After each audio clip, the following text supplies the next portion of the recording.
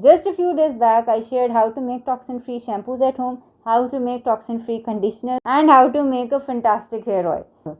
If you want to make all these toxin-free hair products at home, subscribe to our channel and click the bell icon right with it, and share this video with everyone who has lost their hair because of diet or disease. I once lost my hair, and since then I have become very sensitive about hair, so much so that I have done this hair care certification. So if the hair products that you're using are toxin free and you still want to get much better results, then you have to concentrate on your diet and some supplements. Those we will share today. So we'll start right after the intro.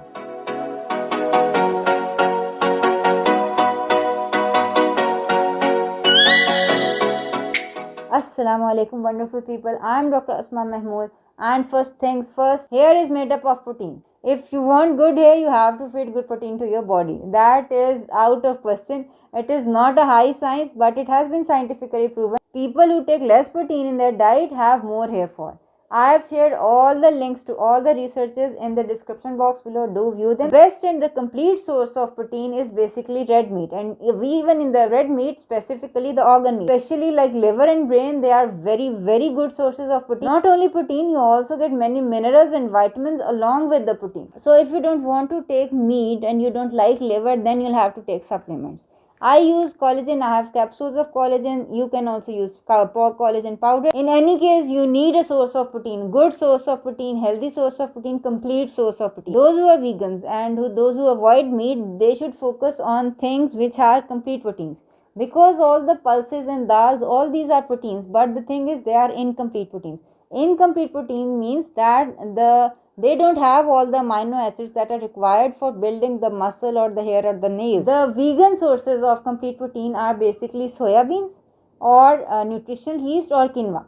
Okay, you can add these to your diet. So the first and foremost important thing is protein in your diet. Secondly, biotin. The best source of biotin is organic pasture-raised eggs. First, if you are eating eggs and still your hair is falling, that is, you are not getting enough dose of biotin, then you might have to supplement it. High dose biotin is the best supplement in our clinic because usually biotin is dispensed in micrograms. Micrograms is a very minute dose. I give it in high doses, like in milligrams. So high dose biotin is one of the best things, and it has been scientifically proven. People who are deficient in biotin, once they are given biotin in any supplement form, their hair growth becomes faster. Biotin is also very important because it helps the formation of keratin, and once keratin is formed, the hair growth is faster.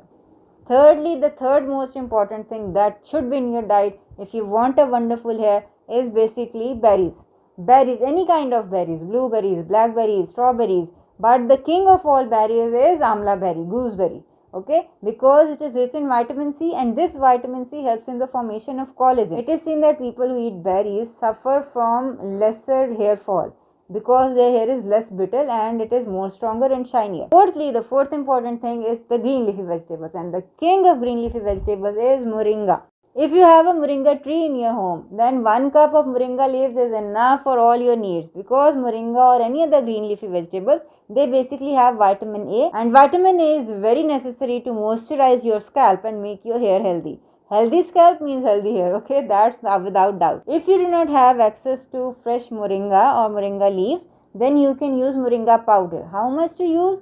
Basically 1 tablespoon. You can make a tea out of your moringa powder. You can add it to your roti, your chapati. I make pakoras, fritters, and I add moringa powder in that also. Whatever way you want to eat, take moringa, and believe me, not only your hair health, but your health otherwise generally will also become superb. Fifthly, an important component of healthy hair diet is fish, especially fatty fish, that is wild caught. If you do not have access to wild caught fatty fish, then the thing is, you can take supplements, you can take fish oil, you can even take fish oil capsules, krill capsules, cod liver oil capsules, or even omega-3 capsules, because all these things are rich in omega-3 fatty acids, and omega-3 fatty acids are antioxidants, and anti-inflammatory fatty acids, they prevent the breakage of hair. So especially if you have a brittle hair, you need to take fatty fish. In fact, a study was done. This study in 120 women found that taking a supplement containing omega-3 fatty acids and oxidants reduce the hair loss and increase the hair density. So omega-3 supplementation is one good thing that you can do if you want good, long, beautiful hair. Lastly and most importantly are the nuts and seeds. Nuts are a rich source of many things which are required by hair, like biotin, zinc, selenium. How to use nuts, what is the best way of taking nuts so that they are healthy and they are more beneficial for you. Just a few days back I shared a whole video on how to best use your nuts and seeds, because all of the nuts and seeds are basically treasure houses of minerals and nutrition. So make sure that you include them in your diet at least 1/4 cup daily. Having said that, once you have added all these good things for your hair growth and you are using toxin free shampoos and you are using toxin free conditioners and you are oiling your hair, make sure that you are not eating things which make your hair fall.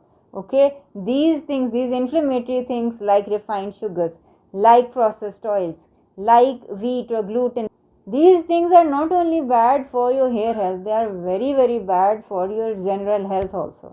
So make sure that you avoid them. So thank you for watching the video till the end. In the comment section below, let me know which of these foods have you added in your diet and what is your favorite food out of these 6 foods. So take care till we meet next time. Assalamu alaikum warahmatullahi wabarakatuh.